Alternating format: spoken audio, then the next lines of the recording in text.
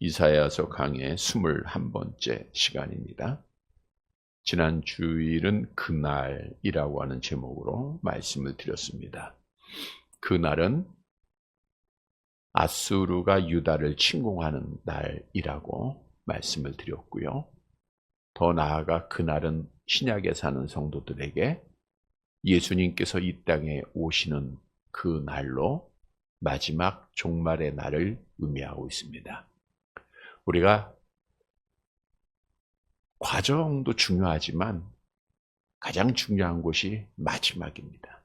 내가 마지막까지 믿음을 지키느냐, 마지막 그 시간에 복을 받느냐.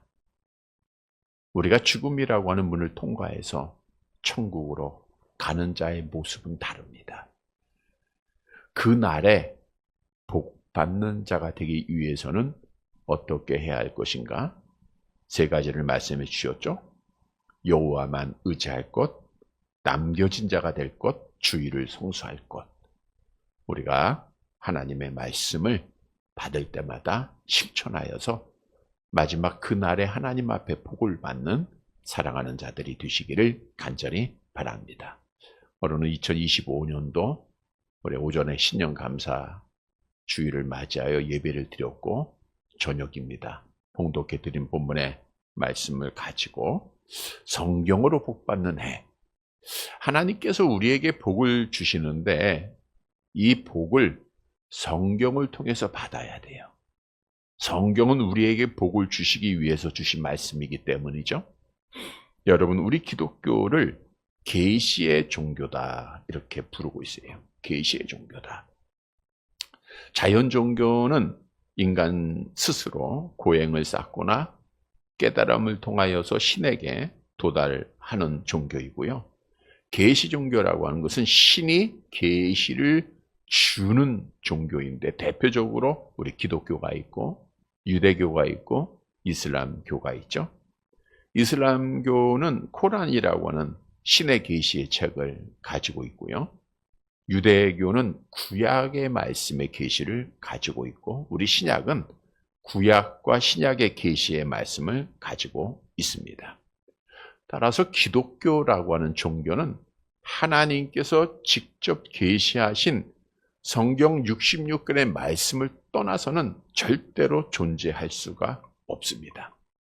그런데 예수님께서 오셔서 천국 시민이 행해야 할 신약의 법을 전하지 않았습니까? 그러니까 구약만 믿고 있던 유대인들이 예수님을 당연히 미워할 수밖에 없고 구약의 율법을 파괴하는 자라고 예수님을 정죄할 수밖에 없었던 거예요.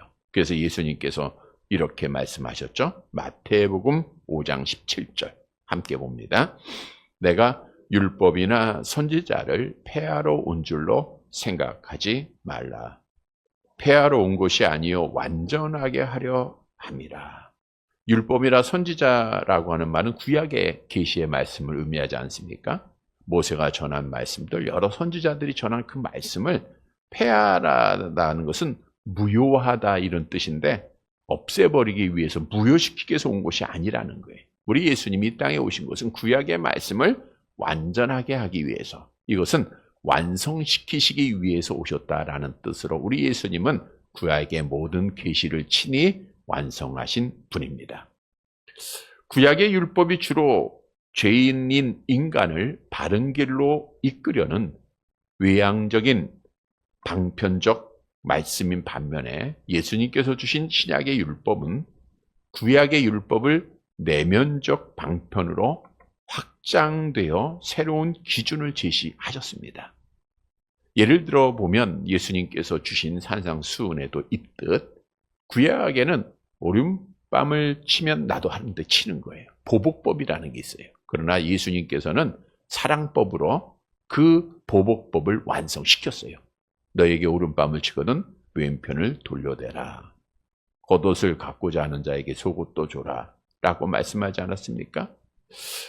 또한 우리 예수님께서 율법을 완성시켰다, 성취하셨다라고 하는 것은 오직 예수님이 하나님 되심을 우리에게 증언해주고 있는 말씀이기도 합니다. 어느 누구도 하나님의 말씀을 그대로 지킬 수 있는 분이 없죠. 여러분, 모든 사람들은 새해가 되고 시작하는 시간이 되면 새로운 소망들을 가져요. 마음에 작정을 합니다. 오늘 오전에도 말씀드린 대로 우리가 여러 가지 많은 소원들, 근데 그 소원을 이루신 분은 하나님이죠. 우리가 계획할지라도 걸음을 인도하는 분, 말의 응답은 여호와 하나님께로부터 난다라고 하는 말씀처럼 하나님이 이루시는 분입니다. 그런데 우리 성도들은 이 세속적인 목적이 아니라 하나님의 관점에서 바른 목적을 가져야 된다. 그래서 오늘 오전에도 우리는 오직 하나님을 영화롭게 하는 2025년도가 되자, 이런 말씀을 드렸어요. 하나님을 영화롭게. 우리가 하나님 앞에 기쁨이 되는 삶을 살아야 돼요. 그 가운데 하나 우리가 꼭 해야 할 것은 하나님의 말씀, 성경을 가까이 하는 해가 돼야 됩니다. 우리가 새해 되면 그래도 믿음을 가진 자들은 결심을 해요. 내가 성경을 꼭 읽어야 되겠다. 성경을 묵상한다. 경건 시간을 갖는다. 이런 결심들을 하죠. 우리가 꼭 하나님의 말씀, 계시를 가까이 하는 그런 해가 돼야 됩니다. 왜냐하면 이 성경은 우리에게 참 많은 유익을 줍니다. 우리 시편 19편 7절 8절 말씀 볼까요? 같이 봅니다. 여호와의 율법은 완전하여 영혼을 소송케 하고 여호와의 증거는 확실하여 우둔한 자를 지혜롭게 하며 여호와의 교훈은 정직하여 마음을 기쁘게 하고 여호와의 계명을 순결하여 눈을 밝게 하도다. 우리의 영혼을 소송시키고 맨날 새롭게 하는 것이 말씀이에요. 우리가 하나님의 말씀은 살아있고 활력이 있다. 좌우의 날선 것 어떤 검보다도 예리하여 홍과 영감이 관절과 골수를 찔러 쪼개긴다는데 하나님의 말씀이 내 마음을 쪼개요. 이런 간증들이 많죠. 우리의 영혼을 소송시키는, 새롭게 하는 거예요. 잘못된 것 우리 칼로 도려내듯 도려내고 우리 영혼을 새롭게 하는 게 말씀이에요. 그러니까 우리가 말씀을 가까이 해야 돼요.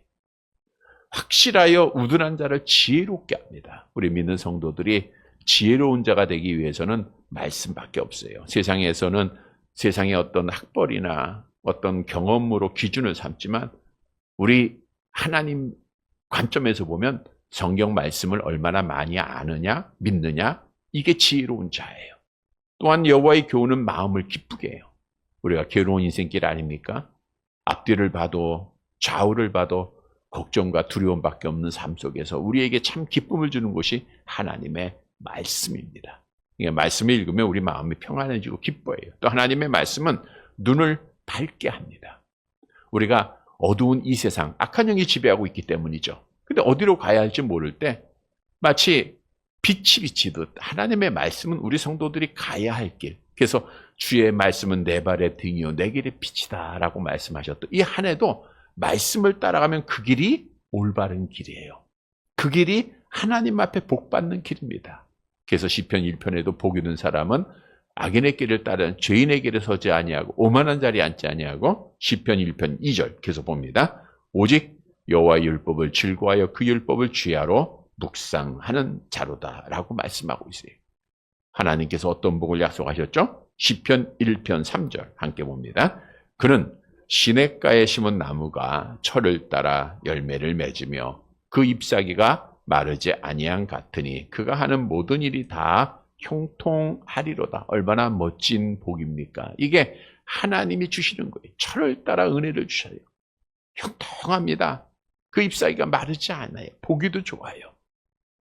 본문으로 돌아갑니다. 하나님께서는 이미 이사야 선지자를 통해서 7장에서 지금 아수르의 침략으로 남유다가 징계를 받을 것을 예언을 했어요.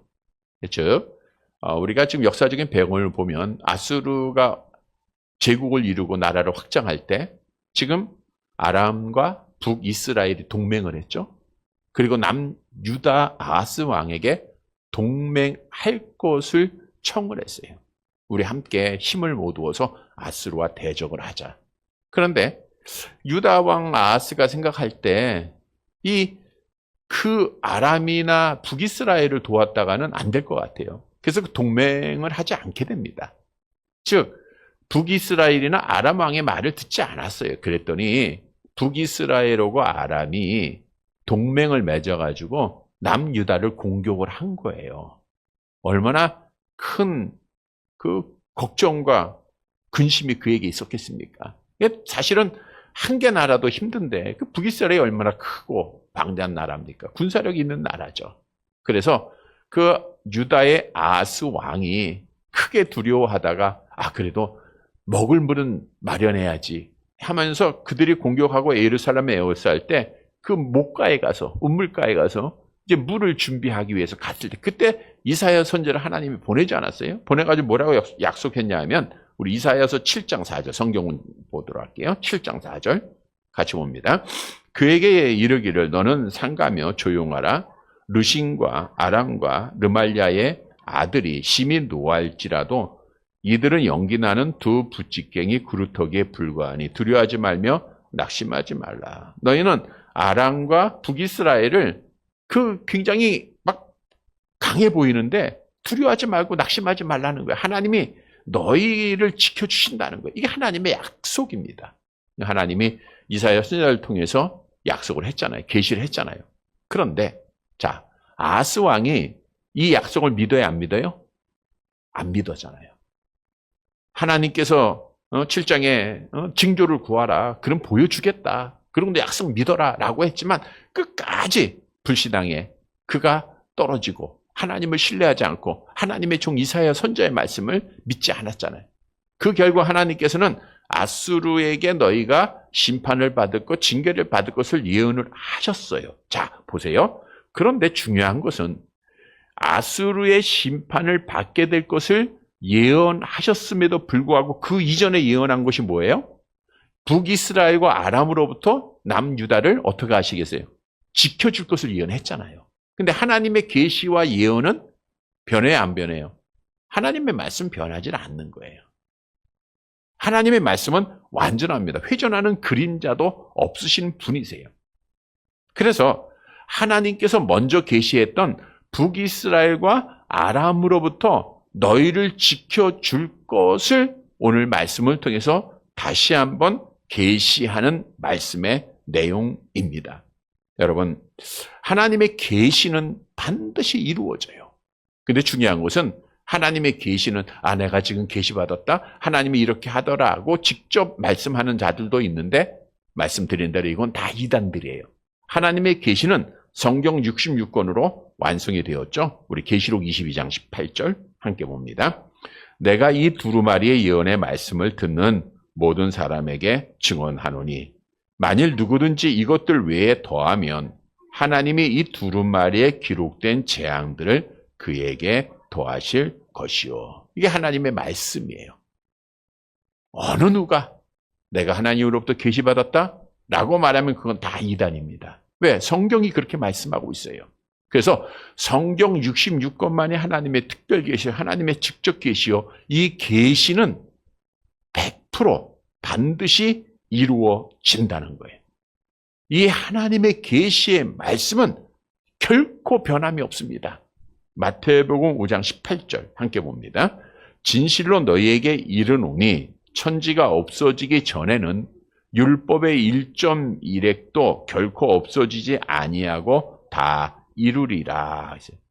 그러니까 천지가 없어진다는 건 뭐예요? 종말이잖아요. 이 세상 끝날까지 하나님의 말씀은 그대로 다 이루어진다는 거예요. 1.1획도 변함없이 이루어진다는 것은 히브리어가 작은 점이나 선으로 이어졌잖아요. 그래서 하나님의 말씀은 진리이기 때문에 소홀해하지 말고 하나라도 다 지켜야 된다라고 하는 의미를 가지고 있어요. 하나님의 계시는 완전하고 분명히 이루어집니다. 즉 말씀드린 대로 하나님께서 아람과 북이스라엘의 연합군으로부터 내가 너희를 지켜줄게 한 것도 하나님의 계시예요. 이거 이룰 수밖에 없어요. 왜? 하나님이 계시하고 약속하셨으니까 하나님이 이루셔야 할 일입니다. 그래서 오늘 말씀을 통해서 우리가 새 출발하는 첫 주일 저녁에 우리가 성경 말씀을 통해서 이 계시의 말씀은 우리의 복을 위해서 기록된 말씀이잖아요. 우리가 복받는 새해가 되기를 바랍니다. 자, 그러면 하나님 앞에 말씀을 통해서 복을 받기 위해서는 어떻게 할 것인가? 먼저는 성경 말씀을 우리가 읽어야 됩니다. 성경 말씀을 읽어야 돼요. 본문 1절 말씀 볼게요. 1절. 같이 봅니다. 여호와께서 내게 이르시되 너는 큰 서판을 가지고 그 위에 통역 문자로 마헬살랄 하스바스라 쓰라. 너는 큰 서판을 가지고. 그러니까 하나님은 여러 방법을 사용하셨죠. 때로는 직접 말씀만 하세요. 그러면 또 말씀을 받아서 그냥 전하기도 하고요. 근데 때로는 글로써 전하실 때가 있어요.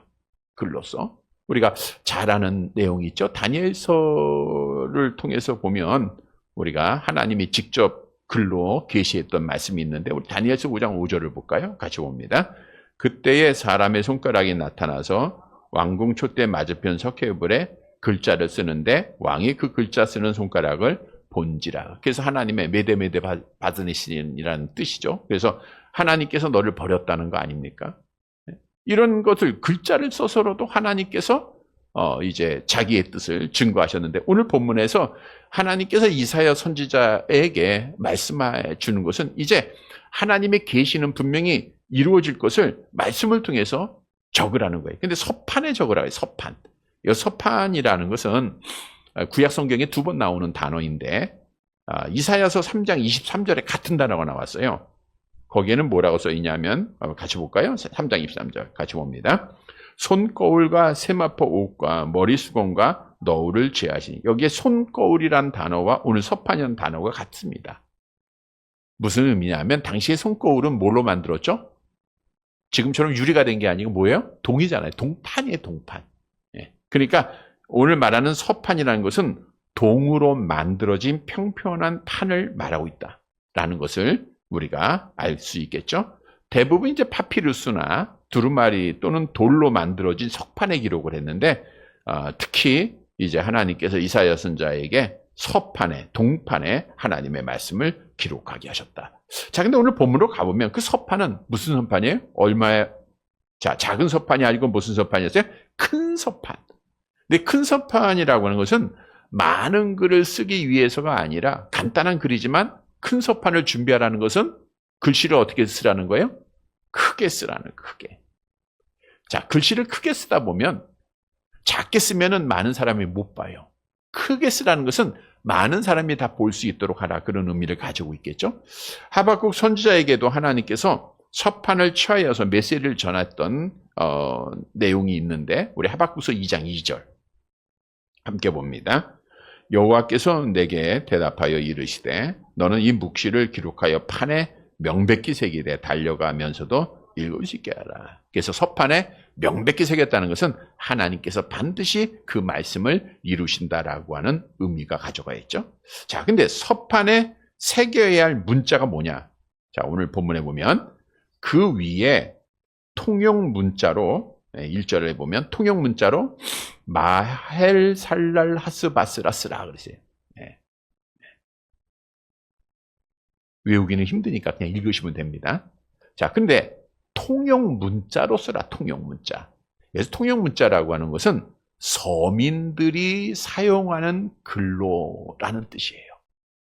귀족들이 많이 배운 사람들이 쓰는 게 아니라 일반 모든 평민들이 읽을 수 있는 글로 쓰라. 뭘 의미하는 거예요?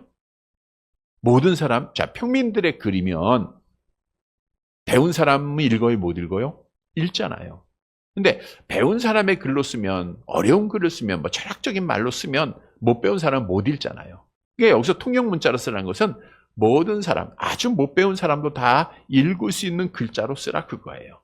여기서 마할살랄 하스바스라고 하는 뜻은 재빠른 노략, 민첩한 약탈, 이런 뜻인데, 이제 다음 내용에 보니까 이사야가 낳을 둘째 아들의 이름임을 알 수 있습니다. 이 말의 뜻은 아람과 북이스라엘이 재빠르게 패망하게 될 것이다 라고 하는 이름의 뜻을 이사야의 둘째 아들이 가진 거예요. 자, 그런데 여기서 중요한 사실은 말씀드린 대로 하나님께서 큰 서판에 써라, 평민들이 읽을 수 있는 글로 써라, 이 말을 묵상해 보면 하나님의 계시는 누구에게나 다 볼 수 있고 읽을 수 있어야 된다는 거예요. 그래서 오늘 본문에서 우리에게 주는 교훈은 하나님의 성경 66권의 말씀은 누구나가 봐야 되고 읽어야 돼요. 즉 하나님의 말씀을 보는 자가 복이 있고 읽는 자가 복이 있다는 거예요. 여러분, 우리나라 기독교가 이만큼 성장할 수 있었던 이유 중에 하나가, 물론 이제 기도도 열심히 했지만 성경이 하나라는 거예요. 성경. 그러니까 우리나라 말 성경은 어디를 가든지 한 권으로 돼 있기에 전하는 복음이 똑같아요. 물론 이제 이단들은 잘못된 성경을 가지고 있지만 우리 개혁개정 다 정통교단에서 보고 있지 않습니까? 어느 교회 가든 어느 지역에 가든 같은 성경을 가지고 있는 거예요. 우리말로 번역되어졌다고 하는 것이 얼마나 큰 은혜인지 몰라요. 그런데 이 말씀이 어려운 것은 아닙니다. 우리가 언젠가도 말씀드리던 물론 난제들이 있어요. 먹기 힘든 그런 말씀들도 있지만 전체적으로 보면 이 말씀이 어렵지 않다 성경이 말씀하고 있죠. 볼까요? 신명기 30장 14절 같이 봅니다. 오직 그 말씀이 내게 매우 가까워서 내 입에 있으며 내 마음에 있은즉 내가 이를 행할 수 있느니라. 신명기 30장 11절 계속 봅니다. 내가 오늘 네게 명령한 이 명령은 네게 어려운 것도 아니요 먼 것도 아니라. 그래서 우리가 성경 말씀이 가까이 있어요. 그리고 성경 말씀은 어려운 게 아니에요. 오늘 본문에 평면의 글 누구나가 읽을 수 있는 거예요. 초등학생도 읽을 수 있고 많이 배운 석학자들도 똑같이 말씀을 읽을 수 있는 거예요. 그리고 멀리 있는 게 아니라 가까이 있잖아요. 우리가 지금 성경 말씀이 얼마나 널려져 있습니까? 교회에서 보는 성경이 있고 집에 가서 보는 성경이 있고. 근데 성경이 요즘 잘 안 팔린다 그래요. 그래서 책방을 여러 군데를 한번 다녀봤는데 옛날에는 가장 중요한 곳에 많이 팔린 곳에 성경이 항상 있었어요. 여러 종류를 다 구비하고 있었는데 지금 한번 책방들 가보세요. 성경이요. 제일 밑에 비치해 놓고 종류도 얼마 없습니다. 이거는 지금 기독교인의 수가 적어지는 이유도 있겠지만 성경을 많이 보지 않는다라고 하는 반증도 되는 거예요. 우리가 정말 하나님의 말씀은 우리에게 너무 널려져 있습니다. 가까이 있어요. 근데 중요한 것은 이 말씀은 읽어야 돼요. 성경도 읽는 자가 복이 있다 그랬죠? 계시록 1장 3절 함께 봅니다. 이 예언의 말씀을 읽는 자와 듣는 자와 그 가운데 기록된 것을 지키는 자는 복이 있나니 때가 가까워요. 여러분, 때가 가까웁니다. 하나하나가 우리가 새로운 해를 맞이할 때마다 하나님의 때가 가까이 온 거 아니에요? 우리는 말씀을 읽어야 돼요. 하나님의 말씀을 읽을 때 영안이 밝아져 하나님 보게 됩니다. 하나님 말씀을 읽을 때 마음에 평안함이 있고 기쁨이 있다 그랬죠? 하나님의 말씀을 읽을 때 우리 하나님 만나는 거예요. 하나님을 경외하게 되는 거예요. 사람의 본분을 지키는 겁니다. 말씀을 읽을 때 하나님 앞에 은혜 받는 거예요. 하나님께서 우리에게 은혜의 방편으로 주신 것이 하나님의 말씀입니다. 은혜 받는 자들은 말씀만 읽어야 돼요. 그래서 2025년도에 정말 하나님 앞에 복 받기를 원하느냐, 은혜 받기를 원하느냐, 말씀 읽는 것밖에 없어요. 아무리 바빠도 힘들어도 여러분들이 헛된 것에 시간 낭비하지 말고 성경을 가까이 하고 성경을 읽는 일에 집중하세요. 그래서 이 한 해는 성경을 잘 읽어서 하나님 앞에 복을 받는 사랑하는 자들이 되시기를 간절히 바랍니다. 두 번째로 성경으로 복을 받는 새해가 되기 위해서는 성경 말씀을 증언해야 돼요. 내가 스스로 성경 말씀에 증인이 되어져야 돼요. 본문 2절을 보시기 바랍니다. 2절 같이 봅니다. 내가 진실한 증인 제사장 우리아와 여베레기야의 아들 스가랴를 불러 증언하게 하리라 하시더니, 자, 여호와께서는 이사야 선지자를 통해서 큰 서판에 이제 글을 쓰게 했습니다. 그런데 그냥 글로 써서 백성들에게 주는 것이 아니라 여기 보니까 진실한 증인 두 사람을 세웠어요. 증인 두 사람을. 하나님께서 이제 세운 자가 제사장 우리아와 여베레기야의 아들 스가랴를 세웠다. 이렇게 말씀하고 있죠. 이 말씀은 하나님께서 아람과 북이스라엘의 패망 사건이 아수르를 통해서 발생하기 전에 이미 그것을 선포하는 예언이라는 거예요. 즉, 이 두 나라가 결국 아수르에 의해서 패망을 당하잖아요. 근데 아수르에 패망당하기 전에 하나님께서 그것을 예언하셨어요. 계시하신 거예요. 근데 이 말씀에 증인을 세운 것은 앞으로 이 일이 일어났을 때, 야, 이게 우연이 아니라 하나님의 뜻이었다, 하나님의 섭리였다라는 것을 증언하고 증명하기 위해서라고 하는 거죠. 역사를 주관하는 하나님이십니다. 우리 하나님 앞에 모든 것이 다 있는 거예요. 그래서 우연한 일이 아니고 하나님의 섭리였음을 확정하는 거다. 더욱이 두 사람을 세웠다는 것은 율법에 어떤 일을 행할 때 두세 사람의 증인을 세워야 할 것을 말씀하고 있죠. 우리 신명기 17장 6절 함께 봅니다. 죽일 자를 두 사람이나 세 사람의 증언으로 죽일 것이요 한 사람의 증언으로는 죽이지 말 것이며, 한 사람의 증언이 있으면 안 되고 두세 사람이 있어야 되는 거예요. 자, 그런데 오늘 본문에 보면 두 사람 중에 하나가, 한 사람이 제사장 우리아입니다. 이 우리아라고 하는 이름의 뜻은 여호와의 불꽃, 여호와는 빛이시다 라는 뜻이에요. 근데 우리아 제사장이 잘못한 일이 있어요. 어떤 일이었는가 하면 아수르가 아람의 수도 다메섹을 침공하고 점령하였을 때 유다의 아하스 왕이 아수르 왕 디글랏 발라셋을 만나기 위해서 다메섹을 방문하게 됩니다. 근데 그 지역의 다메섹에 있었던 단의 식양, 그러니까 우상의 모양을 이제 그려가지고 우리아에게, 대제사장 우리아에게 주게 돼요. 근데 대제사장 우리아가 아하스 왕이 그려준 그 우상의 식양, 그 모양대로 제단을, 우상의 제단을 유다 땅에 만들게 됩니다. 우리 열왕기하 16장 11절 말씀에 있어요. 함께 봅니다. 아하스 왕이 다메섹에서 돌아오기 전에 제사장 우리아가 아하스 왕이 다메섹에서 보낸 대로 모두 행하여 제사장 우리아가 제단을 그러니까 제사장 우리아는 어떤 사람이에요? 하나님 앞에 예배할 제사장이 우상의 제단을 만드는 사람이에요. 그럼에도 하나님께서는 그를 신실한 제사장이다, 신실한 증인이다 오늘 말씀하신 것을 보면 왕의 권력에 의해서 어쩔 수 없이 제단을 만들었다라는 것도 묵상할 수 있고요. 또 하나는 그럴지라도 하나님이 택하시고 하나님이 사용하셨다라는 것을 알 수가 있죠. 자, 스가랴라고 하는 사람은 여호와께서 기억하셨다 이런 뜻인데, 신앙이 좋은 가문 출신으로 왕실의 선지자 또는 고위 관리로 알려지고 있습니다. 하나님께서 평범한 사람이 아니라 당대 대제사장 그리고 왕실의 고위 관리를 증인으로 세웠다는 것은 그의 말씀의 신빙성을 더욱 높여주는 것이라는 것을 우리가 알 수 있죠. 자, 여기서 중요한 것은 하나님 앞에 증인으로 세우는 이 자들이 오늘 보면 2절 하반절에 보니까 뭐 해야 돼요? 증언으로는 적으세요. 증언하게 하려 함이라. 증언하려. 증언. 그러니까 하나님의 말씀을 받은 자들이 그 말씀을 증언하게 했다는 거예요. 그래서 하나님의 뜻을 확증했고 하나님 앞에 복을 받는 자가 되는 거예요. 그래서 오늘 말씀이 우리에게 주는 교훈은 하나님의 말씀을 읽는 것도 복이요, 더 중요한 것은 이것을 증언해야 돼요. 우리가 그 말씀의 증인자가 되어져야 한다라고 하는 사실입니다.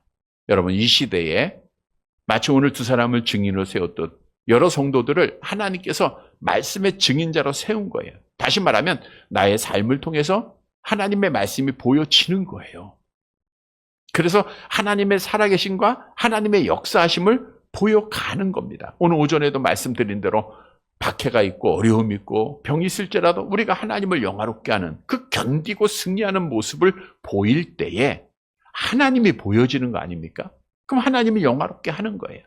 마찬가지로 우리가 하나님의 말씀을 나의 삶으로 증인된 삶을 살아가야 돼요. 그러면 하나님 앞에 복이 있습니다. 뿐만 아니라 하나님의 말씀의 증인자들은 증언을 해야 돼요. 계시의 말씀이니까 이사야가 증언했죠. 두 증인자가 또 증언했죠. 우리가 하나님 앞에 복받을 자들은 말씀을 가르치고 말씀을 전하는 자가 반드시 되어져야 돼요. 특히 앞으로 되어질 일들 가운데 마지막 종말에 대한 예언, 우리가 감당해야 될 사명이죠. 천사들도 너희가 본 그대로 하늘로 가심을 본 그대로 예수님 다시 오시겠다 증언하지 않았습니까? 사도들도 하나님의 말씀으로부터 계시받은 이후에 증언자가 됐잖아요. 데살로니가전서 4장 16절 17절 사도 바울은 어떻게 증언을 했습니까? 함께 봅니다. 주께서 호령과 천사장의 소리와 하나님의 나팔 소리로 친히 하늘로부터 강림하시리니 그리스도 안에서 죽은 자들이 먼저 일어나고 그 후에 우리 살아남은 자들도 그들과 함께 구름 속으로 끌어올려 공중에서 주를 영접하게 하시리니 그리하여 우리가 항상 주와 함께 있으리라. 이게 누구의 증언이에요? 바울의 증언이에요. 하나님의 말씀을 받은 말씀을 전한 거예요. 그러니까 우리가 주님이 이런 모습으로 재림하는 것을 보면 하나님이 하셨다라는 것을 우리가 알게 되는 거예요. 미리미리 증언하는 겁니다. 우리도 성경 말씀이 우리에게 주어졌으니까 우리는 이 시대의 선지자들 아닙니까? 나가서 증언하는 거예요.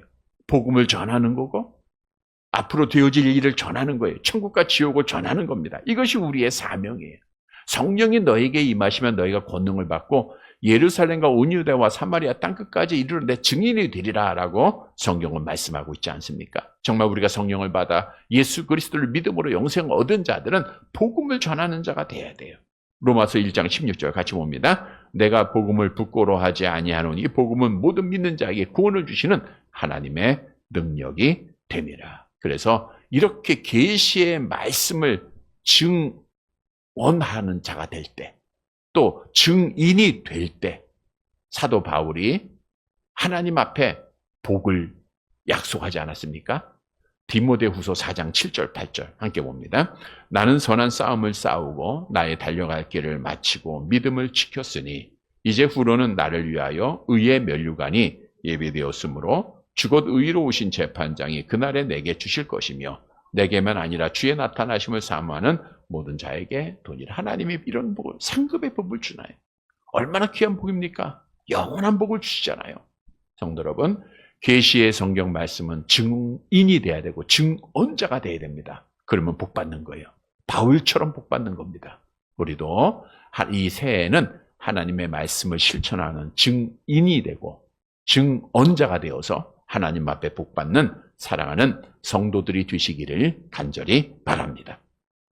세 번째로 성경으로 복 받는 새해가 되기 위해서는 성경 말씀을 그대로 지켜야 돼요. 본문 3절 말씀 보도록 할게요. 3절 같이 봅니다. 내가 내 아내를 가까이 하매 그가 임신하여 아들을 낳은지라. 여호와께서 내게 이르시되 그의 이름을 마할살랄 하스바스라 하라. 내가 내 아내, 누구예요? 이사야죠? 이사야 선지자가 내 아내. 근데 여기서 내 아내라고 원문은요, 그 여선지자 이런 뜻이에요. 그 여선지자. 자, 그러니까 이사야의 아내가 여선지자였다는 것을 알 수가 있고요. 내가 가까이 하다라는 뜻은 접근하다라고 하는 단어인데 이 단어는 한 남자와 한 여자의 첫 번째 관계를 맺을 때 사용하는 단어입니다. 근데 이사야 선지자는 이미 아들 스알 야숲이 있었어요. 그러니까 첫 번째 부인이 있었던 거죠. 근데 그 부인은 죽었습니다. 그래서 두 번째 부인으로 여선지자였던 처녀 아내를 맞이하게 되었고 그를 통해서 둘째 아들을 낳게 된 겁니다. 그 이름은 마할살랄 하스바스, 앞에서 언급해드린 대로 청동 서판에 기록한 동일한 이름이죠. 이 이름은 뭘 의미해요? 북이스라엘과 아람의 연합군이 곧 하나님의 주권 속에 멸망을 받을 것이다 라는 것이 그의 이름이에요. 그러니까 그 이름이 좋은 이름은 아니에요. 근데 그 아이는 날 때부터 그 이름을 가지고 살아야 돼. 왜? 하나님이 계시니까. 자, 마할살랄 하스바스라고 이름한 이유가 본문 4절을 보시기 바랍니다. 4절 같이 봅니다. 이는 이 아이가 내 아빠 내 엄마라 부를 줄 알기 전에 다메섹의 제물과 사마리아의 노략물이 아스로 왕 앞에 옮겨질 것임이라 하시니라. 이 아이의 이름이 마할살랄 하스바스라고 재빠르게 패망하고 노력한다라고 이름한 이유는 이 아이가 내 아빠 내 엄마라고 부를 줄 알기 전, 그러니까 애가 엄마 아빠 부르는 게 뭐예요? 1, 2년이죠. 1년. 그러니까 1살 되면 그런 말 한다 하죠. 엄마 아빠. 1살에 하나요? 2살 때나? 3살? 네, 어떻든 1년, 2년 된다고 해요. 1년, 2년 돼 엄마 아빠 부르기 전에. 그러니까 아이가 2살, 1살, 2살 되기 전에 어떻게 해요?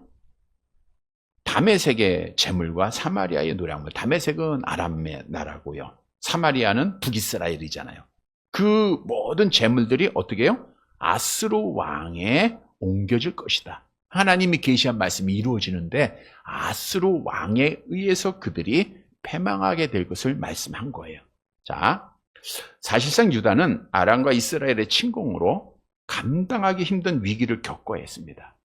즉 아람왕 그 역대서에 보면요, 아람왕 르신이 군대가 유다 동쪽으로 침공해가지고 유다에 대해 조공을 바치고 있던 에돔 왕국을 유다 통치권으로부터 벗어나게 했고요. 자기가 통치하면서 그거 다 빼앗았죠.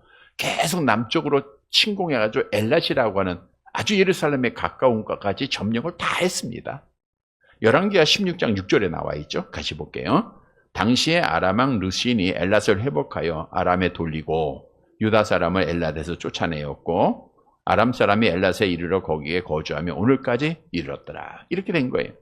또한 북이스라엘 군대가 연합군을 형성하여 예루살렘을 포위하였고 유다의 여러 촌락들은 황폐화시켰습니다. 이런 가운데 선지자가 구원을 약속했잖아요. 우리가 7장에서 말씀드렸잖아요. 근데 아하스 왕은 하나님을 의지하지 않은 거예요. 하나님의 말씀을 안 믿은 거예요. 그런데 하나님의 계시는 완전하다 그랬죠? 이루어져야 되잖아요. 그럼 그 두 나라의 패망이 어떻게 언제 이루어졌는가? 오늘 본문으로 다시 가보면 이 아이가 내 아빠 내 엄마라고 부를 줄 알기 전 1, 2년 내에 두 왕국이 패망한다는 거예요. 잘 보세요. 이사야 선지자가 예언한 이 말씀은 주전 734년입니다. 그 해에 둘째 아들을 낳았어요. 근데 아람이라고 하는 나라는 아수르에 의해서 주전 732년, 2년 후에, 그러니까 아빠, 엄마 부를 때에 패망이 됐어요. 완전히 패망이 됐습니다. 그런데 북이스라엘은 그 2년 후에 패망된 게 아니고 주전 722년, 12년 후에 패망이 됐어요. 12년 후에. 자, 이 말씀은 우리 이사야서 7장 16절에 나와 있어요. 한번 같이 볼게요. 이사야서 7장 16절. 같이 봅니다. 대저 이 아이가 악을 버리며 선을 택할 줄 알기 전에 내가 미워하는 두 왕의 땅이 황폐하게 되리라. 잘 보세요. 이때 한번 말씀드렸죠. 아이가 자라나서 선과 악을 택할 줄 알고 악을 버릴 때가 12살 때라 그랬잖아요. 12살 때. 그러니까 아빠 엄마라고 부를 때 아수르에 의해서 아람이 패망을 당했고요. 12살이 됐을 때 주전 722년에 북이스라엘이 아수르에 의해서 완전히 패망당한 거예요. 물론 패망받기 전 그들의 고통의 시간, 아수르가 공격한 것은 주전 734년부터니까 이 말씀은 정말 1년도 착오 없이 그대로 완전하게 이루어졌다는 거예요. 그래서 다메섹의 재물과 사마리아 노략물이 아수르 왕에게 다 옮겨지게 됩니다. 이 말씀을 우리가 생각하면 다니엘 때도 말씀을 드린 대로 정말 하나님은 오묘하신 분이세요. 하나님의 섭리는 정확합니다. 하나님의 뜻은 분명히 이루어지는 거예요. 느헤미야 9장 6절 함께 봅니다. 오직 주는 여호와시라. 하늘과 하늘들의 하늘과 이를 성신과 땅과 땅 위의 만물과 바다와 그 가운데 모든 것을 지으시고 다 보존하시오니 모든 천군이 주께 경배하나이다. 자, 그런데 여기서 중요한 것은 이사야 선지자가 아들을 낳았어요. 근데 그 이름을 뭐라 그래야 돼요? 마엘살랄 하스바스라고 져야 돼요. 여러분, 빠른 약탈, 급한 약탈, 노략 이런 나쁜 이름을 자기 아들에게 지어줄 부모가 누가 있겠습니까? 이름하면 좋잖아요. 여러분들도 이름은 다 선한 뜻 가지고 있죠? 좋은 뜻 가지고 있죠? 그런데 누구의 계시예요? 하나님의 계시니까. 이사야 선지자는 순종해야 되고 그대로 실천할 수밖에 없었어요. 그래서 이사야 선지자가 그 가정이 복을 받게 되는 거예요. 자, 우리에게 주는 교훈입니다. 우리가 성경 말씀은 하나님이 계시한 말씀이기에 이것이 나에게 좋던 안 좋던, 나에게 은혜가 되던 안 되던 우리는 그대로 순종하고 그대로 지켜줘야 된다는 거예요. 여러분, 아무리 좋은 음식이라 할지라도 먹지 않으면 가치가 없어요. 아무리 좋은 약이라 할지라도 복용하지 않으면 효과가 없습니다. 아무리 좋은 말씀이라 할지라도 실천하지 않으면 아무것도 아니에요. 근데 우리는 내 마음에 맞으면 아멘이야. 좋아요. 근데 내 마음에 맞지 않으면 조금 이렇게 아픈 말씀이 있고, 성경 말씀은 우리에게 아픔을 주기도 하죠. 우리를 바른 길로 돌아오게 하기 위하여. 그때는 아멘이 안 나오는 거예요. 이러지 말고 성경 말씀은 어떻든 내 마음이 아니라 하나님의 말씀이 그대로 이루어질 거예요. 그러니까 우리는 항상 아멘 하면서 하나님의 말씀을 그대로 지켜 행해야 되는 거예요. 우리 레위기서 18장 4절 같이 봅니다. 너희는 내 법도를 따르며 내 규례를 지켜 그대로 행하라. 나는 너희의 하나님 여호와의 말씀은 그대로 지켜야 돼요. 디오도서 1장 9절도 같이 봅니다. 밑분 말씀의 가르침을 그대로 지켜야 하리니 이는 능히 바른 교훈으로 권면하고 거슬러 말하는 자들을 책망하게 하려 함이라. 여러분, 기독교 신앙생활에 있어서 가장 위험한 것은 내 생각과 형편을 말씀보다 앞세우는 거예요. 내 경험을 하나님의 말씀보다 앞세우는 겁니다. 지금의 시대인데, 지금 어느 때인데 저녁 예배를 드리느냐? 이거는 하나님의 말씀을 버리는 행위예요. 하나님 앞에 저주받을 일입니다. 우리는 하나님의 말씀을 그대로 지키는 게 바른 믿음이요. 그대로 지키는 게 하나님 앞에 복받을 일이죠. 성경도 말씀을 그대로 지키는 자에게 복을 약속하는데 우리 신명기 28장 1절 함께 봅니다. 내가 네 하나님 여호와의 말씀을 삼가 듣고 내가 오늘 네게 명령하는 그의 모든 명령을 지켜 행하면 네 하나님 여호와께서 너를 세계 모든 민족 위에 뛰어나게 하실 것이야. 들어가도 복을 받고 나가도 복을 받는다. 영적 육적 다 포함하고 있어요. 암송해 볼까요? 나더러 주여 주여 하는 자마다 다 천국에 들어갈 것이 아니요 다만 하늘에 계신 내 아버지의 뜻대로 행하는 자라야 들어가. 말씀을 그대로 지키는 자가 들어간다 그랬어요. 성도 여러분, 2025년도는 정말 성경 말씀이 내 삶에 실천되어져야 됩니다. 그대로 지켜야 됩니다. 그래서 하나님 앞에 복받는 살아가는 성도들이 되시기를 간절히 바랍니다. 말씀을 정리해 드립니다. 하나님께서 말씀을 우리에게 왜 주셨죠? 신명기 10장 13절에 답을 줍니다. 함께 봅니다. 내가 오늘 네 행복을 위하여 네게 명하는 여호와의 명령과 규례를 지킬 것이 아니냐. 뭘 위해서 줬어요? 내 행복, 복을 위해 준 거예요. 그래서 은혜의 말씀입니다. 2025년도 우리가 영적으로 육적으로 복을 받기 위해서는 계시의 말씀밖에 없어요. 그러면 성도 여러분, 하나님의 말씀 어떻게 해야 되겠죠? 읽어야 됩니다. 우리 결심하고 읽으세요. 증언이 돼야 되고 증인이 돼야 돼요. 실천해야 돼요. 그리고 그대로 행해야 됩니다. 좌우로 치우치지 말아야 돼요. 그러면 하나님께서 복을 주세요. 귀하게 여겨주세요. 사랑하는 성도 여러분, 오늘 주신 말씀 따라 성경 66권의 말씀을 통해서 하나님 앞에 복받는 2025년도가 되기를 주님의 이름으로 간절히 바랍니다.